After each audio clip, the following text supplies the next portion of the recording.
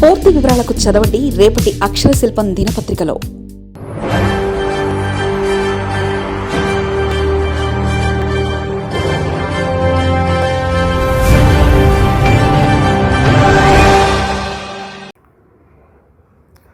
Iran మళ్లీ మొదలైన దాడులు. అమెరికా ఇరాన్పై మరోసారి వైమానిక దాడులు. ఇరాన్ హర్మోజ్ జలసంధిలో ఉద్రిక్తత. ఇరాన్పై దిగ్బంధాన్ని మళ్లీ అమలు చేస్తున్నామని అమెరికా అధ్యక్షుడు డొనాల్డ్ ట్రంప్ ప్రకటన. అమెరికా ఈ తెల్లవారుజామున ఇరాన్పై మరోసారి వైమానిక దాడులు ప్రారంభించింది. హర్మోజ్ జలసంధిలో ఇరాన్పై దిగ్బంధాన్ని మళ్లీ అమలు చేస్తున్నామని అధ్యక్షుడు డొనాల్డ్ ట్రంప్ ప్రకటించిన కొద్ది గంటల్లోనే ఈ దాడులు జరిగాయి. జలసంధి కూడా సురక్షితంగా వెళ్లే ఇతర దేశాల నౌకల నుంచి రుసుము వసూలు చేస్తామని కూడా ట్రంప్ చెప్పారు. ప్రపంచవ్యాప్తంగా సముద్ర రవాణా స్వేచ్ఛకు అమెరికా చాలా కాలంగా అనుసరిస్తున్న విధానానికి ఇది భిన్నంగా ఉంది. దీనికి ప్రతీకగా ఇరాన్ బహ్రెయిన్లో దాడి చేసింది. హర్మోజ్ జలసంధి గుండా వెళ్తున్న యునైటెడ్ అరబ్ ఎమిరేట్స్కు చెందిన 2 చమురు ట్యాంకర్లను కూడా లక్ష్యంగా చేసుకుంది. ఈ దాడిలో ఓ భారతీయ నావికుడు మరణించగా మరో 8 మంది గాయపడ్డారు. ఈ ఘటనకు తగిన సమాధానం ఇస్తామని యుఏఈ హెచ్చరించింది. దీంతో అబుదాబి, దుబాయ్ కేంద్రంగా ఉన్న ఈ దేశం మళ్లీ ఇరాన్ ఘర్షణలకు దిగే అవకాశం కనిపిస్తుంది. 2 సంస్థలపై నిషేధం, చమురు ధరలపై ప్రభావం, ప్రపంచ చమురు, సహజ వాయు సరఫరాలో కీలకమైన హర్మోజ్ జలసంధిపై ఆధిపత్యం కోసమో అమెరికా, ఇరాన్ పోటీ పడుతున్న వేళ ఈ పరిణామాలు చోటు చేసుకున్నాయి. అంతర్జాతీయ మార్కెట్లో బ్రైంట్ ముడి చమురు ధర బ్యారెల్కు $80 పైగా చేరి నెల రోజుల గరిష్ట స్థాయికి చేరుకుంది. యుద్ధం తీవ్రస్థాయిలో ఉన్నప్పుడు నమోదైన $120 కంటే ఇది తక్కువైనప్పటికీ ప్రపంచవ్యాప్తంగా ఇంధన వ్యయాలపై ప్రభావం చూపే అవకాశం ఉందని విశ్లేషకులు భావిస్తున్నారు. ఇరాన్పై మరో విడత దాడులు ప్రారంభించినట్లు అమెరికా సెంట్రల్ కమాండ్ సామాజిక మాధ్యమాల్లో ప్రకటించింది. ఈ దాడులు ఇరాన్ బలగాలకు భారీ మూల్యం చెల్లించేలా చేస్తాయి. హర్మోజ్ జలసంధిలో పౌరులు, వాణిజ్య నౌకలపై దాడులు చేసే వారి సామర్థ్యాన్ని దెబ్బతీస్తాయి. అమెరికా సైన్యం తెలిపింది. దాడుల ప్రకటన తర్వాత ట్రంప్ మాట్లాడుతూ, మేము వారిపై తీవ్రంగా దాడి చేస్తున్నాం. ఇది కొనసాగుతుంది. ఏం జరుగుతుందో చూస్తాం. వారి దాడి సామర్థ్యాన్ని పూర్తిగా నిర్వీర్యం చేస్తున్నాం. జలసంధిపై మా నియంత్రణ ఉంటుంది. దిగ్బంధాన్ని మళ్లీ అమలు చేస్తున్నామన్నారు. జలసంధి గుండా వెళ్లే నౌకల నుంచి రుసుము వసూలు చేయాలన్న ప్రతిపాదనపై కూడా ట్రంప్ స్పందించారు. ప్రపంచంలో అత్యంత సంపన్న ప్రాంతాల్లో ఒకదానికి మేము రక్షణ కల్పిస్తున్నాం. ఇందుకోసం ఖర్చు చేస్తున్నాం. కాబట్టి భద్రత కలిగించినందుకు తగిన చెల్లింపు తీసుకుంటామని చెప్పారు.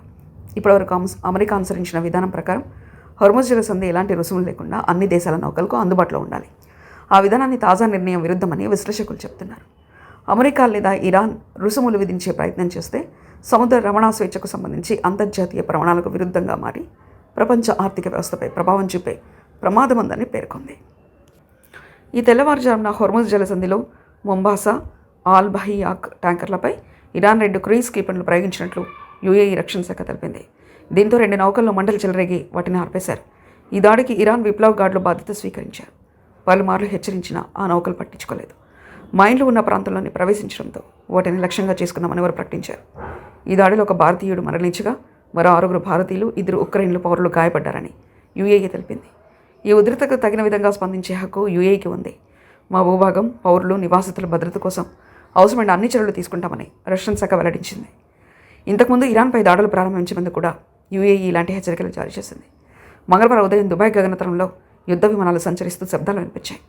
ప్రాంతీయ భద్రతా పరిస్థితుల కారణంగా బుధవారం వరకు కౌన్సిలర్ అపాయింట్మెంట్లన్నింటినీ రద్దు చేసినట్లు అబుదాబిలో అమెరికా రాయబార కార్యాలయం, దుబాయ్లో కాన్సులేట్ ప్రకటించాయి. అమెరికా తాజా వైమానిక దాడులకు ప్రతీకగా ఇరాన్ బహ్రెయిన్పై కూడా క్షిపణి దాడులు చేసింది. దీంతో అక్కడ 2 సార్లు క్షిపణి హెచ్చరిక సైరన్లు మోగాయి.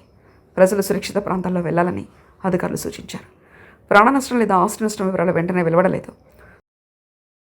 సోమవారం రేడియో వ్యాఖ్యాత హ్యూ హ్యూయిట్కి ఇచ్చిన ఇంటర్వ్యూలో ట్రంప్ మాట్లాడుతూ, గత నెల కుదిరిన ఒప్పందం ఇరాన్ను పరీక్షించేందుకు చెప్పారు.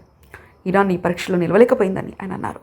హర్మోజ్ జలసంధిలో రాకపోకలను నియంత్రించే హక్కు తమకుందని, మధ్యంతర శాంతి ఒప్పందం ప్రకారం అవసరమైతే రుసుములు కూడా వసూలు చేయవచ్చని ఇరాన్ చెబుతుంది.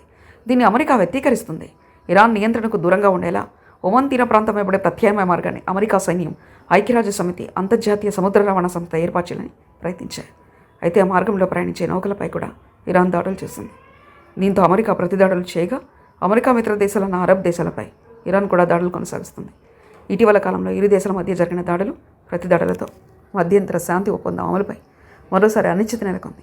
ఈ ఒప్పందం ప్రకారం ఏప్రిల్ మధ్యలో అమెరికా విధించిన దిగ్బంధాన్ని ఎత్తివేసింది. జలసంధిని పూర్తిగా తెరిచి ఉంచాలని కూడా అందులో పేర్కొన్నారు. అయితే ఇప్పుడు ఇరాన్పై దిగ్బంధాన్ని మళ్లీ అమలు చేస్తున్నాం. ఇతర దేశాలని హర్మోజ్ జలసంధిని స్వేచ్ఛగా ఉపయోగించవచ్చని ట్రంప్ సామాజిక మాధ్యమాల్లో ప్రకటించారు. భద్రత కల్పించేందుకు అయ్యే మొత్తం ఖర్చులో భాగంగా సరుకు విలువలో 20% వరకు చెల్లింపులు తీసుకుంటామని కూడా ఆయన చెప్పారు. దుబాయ్ స్థానిక కాలమానం ప్రకారం బుధవారం అర్ధరాత్రి నుంచి ఇరాన్ నౌకాశ్రయాలపై దిగ్బంధాన్ని మళ్లీ అమలు చేస్తామని అమెరికా సైన్యం ప్రకటించింది. మరిన్ని కథనాల కోసం సబ్స్క్రైబ్ చేసుకోండి మీ అక్షర శిల్పం. పూర్తి వివరాలకు చదవండి రేపటి అక్షర శిల్పం దినపత్రికలో.